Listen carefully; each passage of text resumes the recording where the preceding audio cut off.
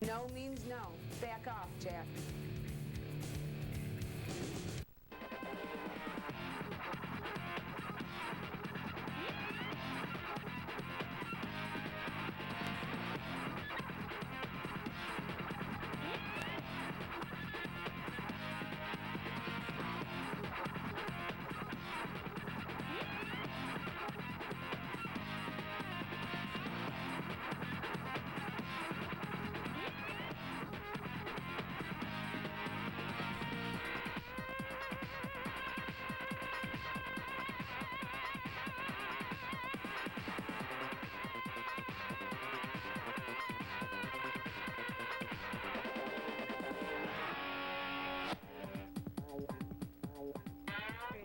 Good, and I'm excited to meet all the members, and let's start over here. Who's this guy who kind of reminds me of Prince Charles, and he doesn't want to be reminded of? Who are you? I'm Dave. Okay, and Dave, what do you do? I'm the bass guitarist. Sounds good. And who's this over here, chilling with his beer? I'm John. I'm the drummer. Okay, and who's this? I'm Tony. I'm a singer and a guitarist. I knew this was Tony. I'm just pretending I don't know. And who's this, Devin? Yes, I'm Devin, and I sing and play guitar also. Okay, now, I hear that you guys, what was it, in '99, released a record. Tell me a little bit about what you guys have been doing as far as in recording-wise. Actually, last year, 2000, we released 3 records. One of them is a brand new collection of, a full-length collection of recordings. One of them is a collection of old recordings that we had never put out before.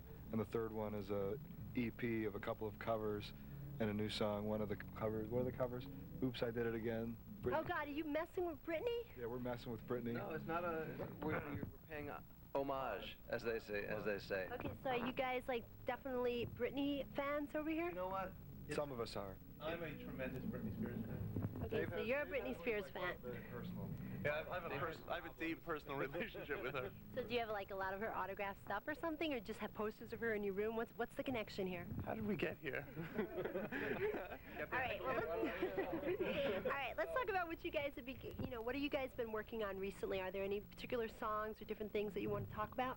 Well, that was, I mean, we're joking about it, but we thought that that when we heard the Britney Spears song, it's so bubblegummed up that it sounds kind of silly to a sophisticated music listener, but it's actually a very good pop song. We thought, you know what, we can do something pretty cool with that, and so we decided to. And we were happy with how it came out. And it sounds very different from the way Britney does it, but... what do you think she would think of it? Sure. Well, you know what, judging from the way she rocked out at the Super Bowl, we know that she can rock, so I think she would probably like it. But I don't really care. All right, now tell me about some of the other stuff you guys have been working on in the past few years. Tell me how you guys have evolved. We've evolved, I guess. This band has gone through a lot of different lineups. The current lineup evolved in, '97, when we were getting ready to support the second CD, Milky White, which was on the local label White House. I was going to say White House. With our former guitarist, Johnny Scholven. He was on that record. He's actually making a cameo tonight at the show at Martyrs. But we went on the road back in '97 and '98 to support that record. And then we switched to a 4-piece, the current lineup, and then began doing all the recording that Tony talked about, or Tony mentioned a couple minutes ago. Okay, so, all right, so how do you believe, like, the songs that you've been writing then as compared to now, what's the difference? I mean, have you guys, like, changed? Have you gone into different movements of music or genres? Do you think you've maintained the same aspects? Tell me a little bit about that. I think, when we were a 5-piece, we had a really excellent lead guitarist in the band, and I think that things tended to be, in having a guitar-heavy sound, it was more of a classic rock sound, and I don't think that we ever described ourselves as classic rock, but there's something about having lead guitar throughout everything that sort of tends to bring the listener to that genre. When we moved down to a 4-piece, we made a concerted effort to write tighter, popular arrangements of pop songs. So whereas we always considered ourselves rock and roll pop music, I think the music that we're doing now is just tighter from an arrangement standpoint, and there's less long musical pieces and more focus on the chorus and sort of traditional pop. Yeah. Okay, now who is the lyricist here? Okay, so how do you guys work? Do you work like together? Do you kind of work separately and then get together? Tell me a little bit about that. It's funny, that's also a change that happened from when we were a 5-piece, because Tony and I used to write separately and kind of come together and help each other out with lyrics and music and stuff. And then we decided when we went down to a 4-piece that we were gonna, I guess our old stuff used to be a little bit more intellectual and historical, cerebral. I mean, I still think that our fans would say that it still is that way, but they're more classically pop, the way I think people think of that term, even though it's a pretty broad term. And so Tony and I, when we started to write the music for that record, for Breaking Up and Down, wrote together for the first time, and it was both excruciating and thrilling at the same time, because it's very difficult to try and do that back and forth with someone. Yeah. Okay, so what was your reaction to writing, with somebody else doing this type of a duo? I thought it was the kind of the same thing he said. It was something that we'd never done before. We were like eyeball to eyeball, like the Beatles used to say, and if somebody thought the other person's idea was crap, he got to say it right away. And we would just kind of fight back and forth, and we would go off into separate rooms. We'd get to a point in a song where we'd be totally stuck, and we'd say, okay, 10 minutes, you go in that room, and I'll go in this room. We took a retreat out in Michigan in some cabin and just we were like, a bunch of days. And it was the winter, so it was snowy, and one of those like artist retreats. You guys use it like it's a musical retreat or something? Yeah, well, anyone would give us a free place to stay for. Okay. Yeah, it wasn't an artist. It was just us going up to a crappy cabin up in Michigan. So do you later? That cabin is cringing. So do you later like show it off to these guys and kind of get their opinion? Exactly. Okay. We don't know. We don't try to get their opinion. We just. You just say, hey man, this is the way it is. You guys like it? Okay. So I mean, are you guys totally honest with them, or do you have some level of okay, we have to be sensitive to our buddies? I mean, let's get the real deal here. I mean, this is Exposé, guys, and we got to get behind the scenes on this. Dave. Don't anything. This is the Jerry Springer Show. Well, we hate most of what they do, so John and I take the material and then we rewrite it. Good guys, good. Give them something usable, right? All right. Well, okay. That's one side of it. What about the other side? John, I'll let you. Be me. They bring back the tunes to us, and every one of them is a little different, I guess. Some of them have been fleshed out a little further than others, but they're very interested in what we have to say about them, and they usually let us put our own sort of rhythmic stamp on what they've written. So it is astonishing how we'll have a song, and we'll put a song together, and it's real spare when we bring it to the band, and what it becomes after the band actually wraps their own instruments around it is pretty incredible. What they become. They're often very different from what we intended. Okay, now as far as you guys, I mean, do you have regular jobs, and does that interfere with your involvement with your music? I know two of you guys are actually family guys, so that's really good because you've learned to work around, relationships and all that, and often that can get in the way. So how do you guys coordinate your time schedules? Is there something that you've learned, being together for all these years, something that you'd want to teach people out there how to make it work? Because many times, I mean, that's a lot of the problems, the logistics of making 4 people being able to get together and make it all happen, and that it's not chaotic. So why don't you guys give me like a brief description, maybe like, a few words of how you think it's, you guys have been able to survive this. I actually think that we're probably pretty lucky as bands go in that at least 3 of us for a while were all working on a freelance schedule, which meant that our income was made on our own schedule, and we were able to make our own schedule, and then it was really only adapting to someone that had a traditional work week of 40, 50 hours. So from that point of view, we're probably pretty lucky. I think really what it comes down to, even if we were all working 80-hour stockbroker jobs, is that this is our priority, and we make time for it, and we work within the scheduled times that we have allotted, and as long as it's our priority, we'll always have time for it. Okay, and what is your opinion on this? I agree with a lot of that. I think. It's always good to agree. Let's get some guy to disagree. I think the most important thing, if you're looking to give advice, there's got to be commitment, and I think bands have different or varying levels of commitment, and I think if everyone is committed to a common goal, it becomes a priority and you make the time to do it, and I think this band has been real successful at digging our heels in when we had to and getting things done. Okay, now let's hear some negative input. Tell me about a time maybe when you guys were really at each other's throats because schedules were conflicting, maybe because of personal issues, or an hour ago. Maybe about like major things going on in your lives, like the birth of a child or something going on, and it's like, hey man, I can't make it to practice, or I can't make it to this gig. How did you guys deal with that? That usually doesn't happen. Yeah. I'm sure it never ever happened. I mean, I had some great fight stories. I had some great fight stories, but they weren't about scheduling. So that's never an issue. Well, actually, I mean, like Dave was saying, I mean, I think we're not the this would be. I'm sure this would be a lot more interesting if we were like, you know, all those shows about behind the music and everything. These bands just always self-destruct and have all these self-destructive So personalities. you guys are really not corrupted. I mean, That's good. we. It's funny.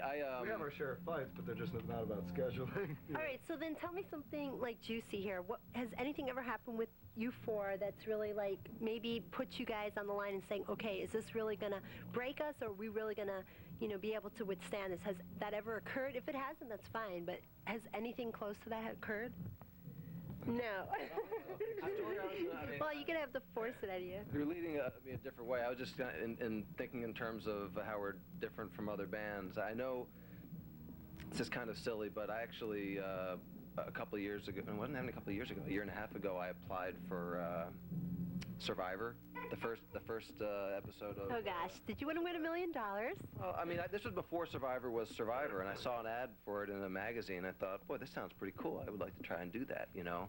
And so I got pretty far into the, you know, into the next round of bunch of rounds of interviews, and then when they were asking me the questions, of course, on the application, I mentioned that I was in a band and all that, and the interview where they're asking me all these questions, their expectations were all like, okay, they're all sex questions. They're all like, you know, you must get laid all the time, you know. Oh, because you're in a band. Because I was in the band, and that's the kind of stuff they wanted to hear. Stereotype, sex, drugs, rock and roll. You know, actually, most of the time I've been in the band, I've had a girlfriend, and it's like, come on, when you go on the road, you know, you're not getting laid all the time. You're not, you know, chicks and college towns and this and that. I'm like, you know, and in retrospect, I think if I had, you know, come up with better stories, I probably would have gotten onto the show. But, you know, I was like, yeah, you know, I mean. More sex on the road, you might have. Well, that's what I'm saying. So, I mean, I wish. The lesson to be learned is that. Well, then I guess, you know, you not getting on to Survivor has made your band be able to survive, because maybe it would have cost you some. Although I gotta say that part of the motivation was thinking, if you get on that show, even if you're tossed out in the first round, Right. you know, you get a little bit of fame out of it, and it might you know, might help the band a little bit. But All right. Well, let's take it a step further. Where do you vision yourself in the next 5 years? If you were going to see some picture of where you guys are, where would it be? Complete obscurity. You know, nobody's ever serious. I mean, seriously. Our goal is to be like someday to all be like 40 and totally fat and playing on a stage and no one's in the club anymore. I've heard this one too. What is your vision? Oh, jeez.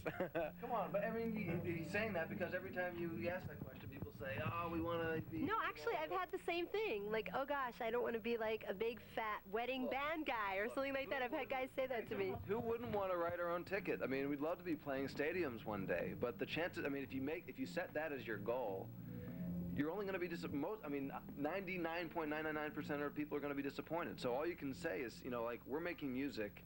We've got 5 CDs out, and we listen to them, and our grandchildren are going to listen to them, and they're going to say, this was cool, you know, and they'll always be there. You know, All right, so basically you're doing it for the art. As far as fame or money, that's like a nice added addition, but you guys aren't really hung up on it. There are bands who are. I would, okay.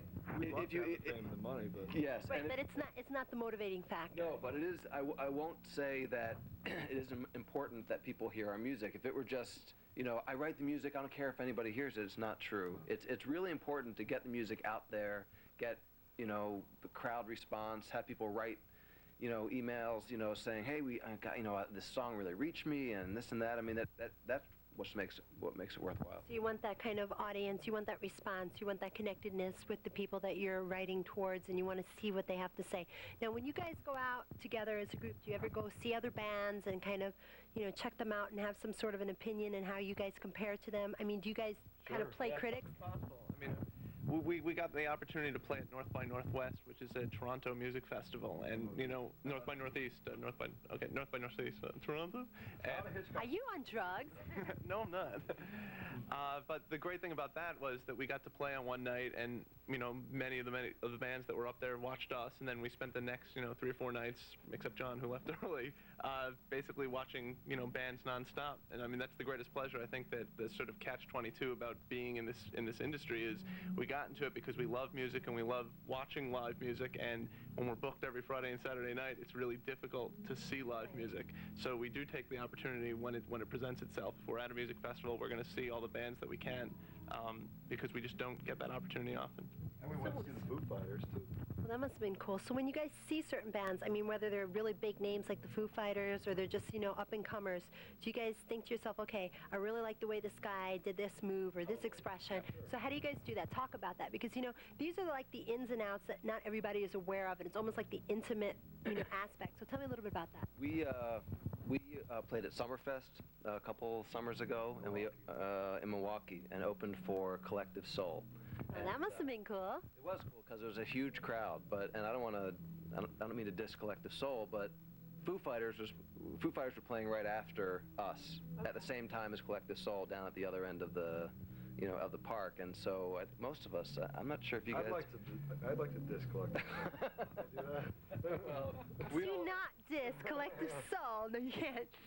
Foo Fighters were playing on the Harley Davidson stage, so we raced down there, you know, while Collective Soul was playing on our stage, and I witnessed one of the greatest rock and roll moments in history, I think. And it was Foo Fighters were playing, and like I said, they were playing at the Harley Davidson stage, and there were tons of people. It was the very last night of the week-long festival, and there was this big-time rule against crowd surfing, and so people were being tossed out of the park for crowd surfing and everything. So came to the end of the show, and they came out for an encore, and Dave Grohl and some of the other guys in the band started like playing the riff to Carry On My Wayward Son, the Kansaston? Yeah. Kansaston.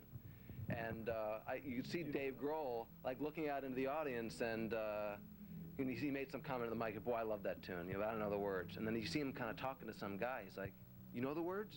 You're not jiving me. You know the words? Get on up here, you know? So this tall, greasy biker dude, all right, I mean, with a beard and everything, like climbs up onto the stage, Not and he's the got best tall, greasy biker. Yeah, like a ZZ Top kind of guy? no, sort of thinner, and taller, like a really like tall, you know, guy with the boots and everything, like a really like a Harley Davidson. So they guy, just want to like run you over, right? So he gets up there, and the band obviously doesn't know the song by heart, but they start like kind of talking it through, and they start the song, and this guy, like at first he starts singing a little bit off, he's hanging up there, and then he kind of settles into it, and he's actually pretty good. And he starts singing, you know, once I rode up, you know, and then they go into the, you know, Carry On My Way, and they're playing this really heavy version of it, you know, and the crowd is going absolutely berserk, all right? And this guy, like during all he and Dave Grohl are at the mic together singing the chorus, and then during the breakdowns, during just the music part, he's like kind of running around the stage, and he's like kind of high-fiving musicians and stuff like that, and again, the crowd's going crazy. They go through the song. Towards the end, they go into this extended jam, and the guy's kind of walking around, doesn't really know what to do anymore, and you can see, and I'm way in the back, and I said to my girlfriend at the time, I said, he's got a notion, that guy's going to do something. And so he sort of walks back by the drum riser and just takes off running and launches himself into the crowd. Where was security then?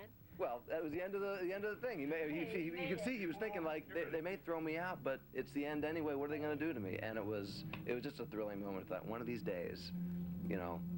Somebody sing one of your songs. Yeah, that's the thing. I mean, you're reaching the people, and it really touches them, and it's something really important. Now, have you guys ever gotten that kind of response, like somebody say, hey, you know, I really like this song, to be like a total stranger, a fan, or anything like that? Have you guys experienced that? We get a lot of emails, actually. We have a pretty extensive email list, and I think a lot of our fans are real honest about songs that they like. Some more so than others, but they go into a lot of detail. I think we attract a certain type of fan that appreciates intelligent pop, and they let us know about it when they hear it. All right, let's just elaborate a little bit on that. When you say intelligent pop, how would you define that? Is that somebody who's like gotten their BA somewhere and they have some... No. I mean, what is intelligent pop? Does it mean that you're trying to give it some sort of a, you know, poetic or artistic or cerebral edge, or does it mean you're trying to bring it to a different level? Tell me what you think. I think we're trying to write catchy music that avoids cliches, and I think you know, which is also one of the frustrating things about the type of music that we do, because we know to a certain extent the type of music we create is popular and is on the radio and could conceive. It's not like we're creating some art music for art's sake. We're writing music that could conceivably be very popular, but we're also trying to avoid cliches and deal with serious issues, or you know, write about common issues like love in a way that hasn't been done before. Okay, how would you define it, just, you know, briefly? Because it was your idea. What is intelligent pop? For me, you know, having been in a lot of bands before this one that wrote original music, I mean, one of the things that definitely attracted me was reading some of the lyrics that Tony and Devin had put forth, and they write interesting lyrics. They know how to turn a phrase, and they say things in ways that I think other people read them and say, oh, I wish I would have said it that way. So I think that's... So it has some sort of a meaning. It's not just like repetitive or meaningless. It has some sort of a message. Yeah, I think Dave hit it on the head, and John. You know, if it's already been said, what's the point? You know, why say it again? They've already done it that way. You know, and there are so many ways to look at common themes like love and, you know, bitterness between lovers and stuff like that. So, but bring something and talk about something new about the human condition, or don't bother, you know. And that's why we joked about Britney Spears. You hear the song, it's sort of a dopey song, you know, and what we admire about it... Don't tell me that. What we admire about the tune is its pop structure, you know, musically, and we appreciate that. And it's not, I guess the lyrics aren't, you know, totally stupid, but it wouldn't be a song that Tony or I would write lyrically, but we appreciate the song for its catchiness and its pop sensibility. Right, and I think with her, it's also like the person actually having an appeal, and she's able to bring it forth. Because it's her that's doing it, it gives it an extra added thing. Now, it seems like you guys are trying to be a step ahead of everyone. You know, do you agree with me on that? I don't know if it's trying to be a step ahead, but a Step behind? lot of it, yeah. Well, I think a lot about how all the songs that become super famous are cliches and are totally cheesy and I will always be there and crap like that. And I'm absolutely incapable of writing stuff like that.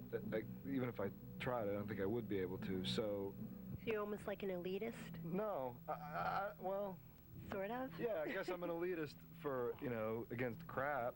But you know. Well, there needs to be a standard, and you guys have a standard, and you're sticking to it. I wouldn't feel good about going up on stage and singing something that I thought was lyrically stupid. That's the bottom line. And so I just can't do it. I can't spit it out. You know, if I try to do it, sometimes I try to be, you know, simpler and, you know, less caustic and I always end up, you know, sophisticated, maybe? No, sophisticated isn't the right answer. It's just I always end up inserting something that I know is not a popular notion. Okay. You know, and that's just the way it always happens. Musically, you can't deny that when you hear something that strikes you, you know, when Nirvana came around and everyone started, you know, got turned on to grunge, that's why grunge came. It wasn't like, you know, someone else invented it at the same time. They heard it and they thought it was cool and they did it. And we've incorporated stuff that we hear into the stuff we do also. And we're not going to, you know, that we can finally cop to, you know, when we heard that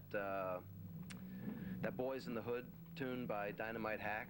Okay. It was, you know, they're you know, sort of like white boys doing this old rap tune, you know, or NWA tune. We've always loved the song The Message by Grandmaster Flash and the Furious Five, and we actually incorporated it into another song on our old record, and we thought that's a very cool thing that they did. They put a melodic, you know, they made a melodic version of that old classic. Actually, that song wasn't even a classic, but the one we picked is, you know, don't push me, cause I'm I love that song. Oh, we all do, you know. That's a New York kind of a song, isn't it? Right. Yeah. It is, and so we just decided that let's write a new melody to that tune and do our own version of it, and that's what we put on that latest EP. Well, a lot of people are doing that, doing a lot of mixes, and they're doing like eclectic kind of work where, you know, you're incorporating all different types of music, and that also increases your market because then everybody's interested. I'm really excited to see these guys play. They're got to get ready. I caught them really quick before they were going to jam, so hope to hear more about the good, and really nice talking to you. Stay tuned for more of this on Exposé. Thanks, Susan. Thank you. Thank you. Cover, I think.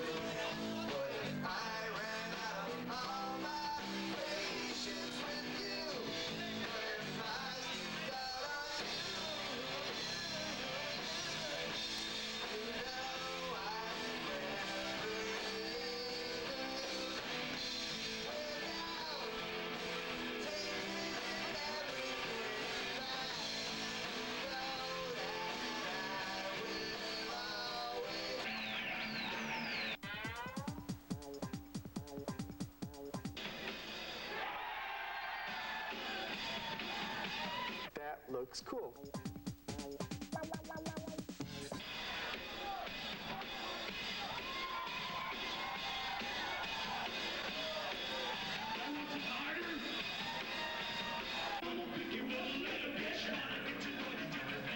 Imagining being married to him.